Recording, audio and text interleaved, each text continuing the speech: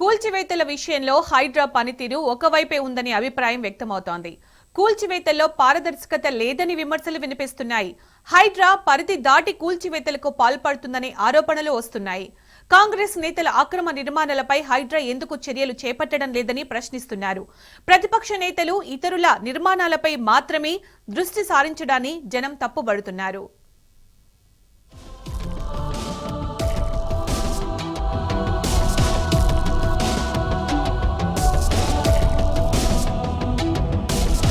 బుల్డోజర్లు ఇంట్లో ఉన్నవారు బయటకు వచ్చి చూసేలోపే ప్రహరీ గోడలను తొక్కుకుంటూ ఇండ్ల మీదకి వస్తున్న భారీ ప్రొక్లైనర్లు.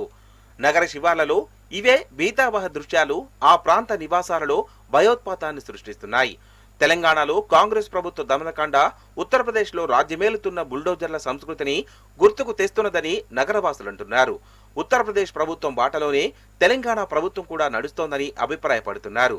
గడిచిన నెల రోజులుగా అక్రమ నిర్మాణాల కూల్చివేత పేరుతో ప్రభుత్వం చేపడుతున్న చర్యలు ఏకపక్షంగా ఉంటున్నాయన్న ఆరోపణలు వస్తున్నాయి. అక్రమార్కుల భరతం పట్టే విషయం ఎలా ఉన్నా ఆ పేరుతో అరాచక పాలనకు తెరతీస్తున్నారన్న విమర్శలు వ్యక్తమవుతున్నాయి. కనీసం నోటీసు ఇవ్వకపోవడం, బాధితుల వాదన వినకపోవడం, న్యాయం కోసం కోర్టుకు సంప్రదించే సమయం కూడా ఇవ్వకపోవడం, కనీసం ఇంట్లో సామాన్లను బయటకు తెచ్చుకునే సమయం ఇవ్వకుండా అధికారులు అరాచకంగా వ్యవహరిస్తున్న వైనంపై ఆగ్రహావేశాలు వ్యక్తమవుతున్నా హైడ్రా అధికారులు రాత్రికి వచ్చి లోపల ఉన్న వారిని అందరినీ బయటకు వెళ్లగొట్టి కూల్చివేతలు ప్రారంభిస్తున్నారు. ఏసీలు, ఫ్రిడ్జ్లు, విలువైన ఫర్నిచర్ ఇలా వస్తువులన్నింటినీ ధ్వంసం చేస్తున్నారు. విద్యా సంస్థల నిర్మాణాలపై కూడా చర్యలు తీసుకుంటున్నారు.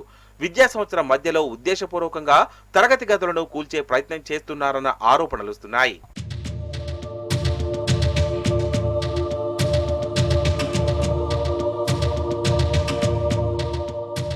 న్యాయస్థానాలకు వెళ్లకుండా దొంగరాత్రి హైడ్రో పేరుతో నగరంలో గత నెల రోజులుగా సాగుతున్న కూల్చివేతలను గమనిస్తే అంతా ఓ పథకం ప్రకారం అర్ధరాత్రి లేదా తెల్లవారుజామునే పనిని ప్రారంభిస్తున్నట్లు స్పష్టమవుతోంది. లేదా సెలవు రోజు తెల్లవారుజామున కూల్చివేతలు చేపడుతున్నారు. ఉదయం 10 గంటల లోపే తమ టార్గెట్ ను నేలమట్టం చేస్తున్నారు. బాధితులకు న్యాయపరమైన ఊరట లభించకుండా ఉండేందుకు వ్యూహాత్మకంగా తమ కూల్చివేతలను చేపడుతున్నట్టు తెలుస్తుంది.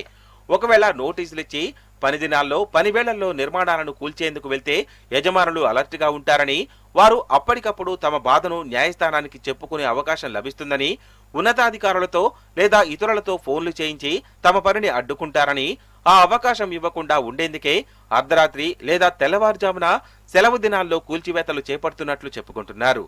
బాధితులు కోర్టుకు వెళ్లి తమ గోడుని వెళ్లబోసుకునే ఆస్తులను నేలమట్టం చేస్తున్నారు. బాధితులు తాము నిరపరాధులమని, తమ వద్ద అన్ని డాక్యుమెంట్లు ఉన్నాయని చెప్పుకునే లోపే అంతా ముగించేస్తున్నారు.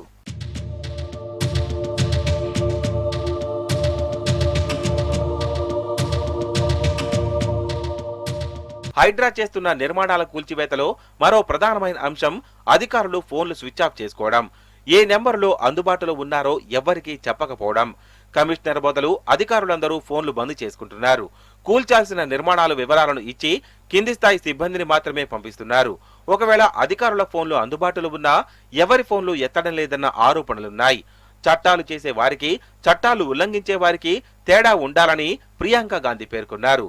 బుల్డోజర్ న్యాయం ఏమాత్రం ఆమోదయోగ్యం కాదని, దీనిని వెంటనే ఆపేయాలని కాంగ్రెస్ ప్రధాన కార్యదర్శి ప్రియాంక గాంధీ డిమాండ్ చేశారు. మధ్యప్రదేశ్లో చతుర్పూర్ జిల్లాలో ఓ నిరసన సందర్భంగా చెలరేగిన హింసలో ఆరోపణలు ఎదుర్కొంటున్న వ్యక్తి నివాసాన్ని ప్రభుత్వం కూల్చేసింది. ఈ ఘటనపై శనివారం ఎక్స్ లో ప్రియాంక స్పందించారు. ఏదైనా నేరంలో ఎవరైనా నిందితుడిగా ఉంటే అతడి నేరాన్ని, శిక్షను కోర్టు మాత్రమే నిర్ణయిస్తుందని, ఆరోపణ రాగానే నిందితుడి కుటుంబాన్ని శిక్షించడం, వారికి నిలవ నీడ లేకుండా చేయడం, చట్టాన్ని ఉల్లంఘించడం, ఇంటిని కూలగొట్టడమేంటని ఆమె పేర్కొంది. ప్రియాంక వ్యాఖ్యలను తెలంగాణలో కూడా రేవంత్ సర్కార్ పరిగణలోకి తీసుకోవాలని సూచిస్తున్నారు.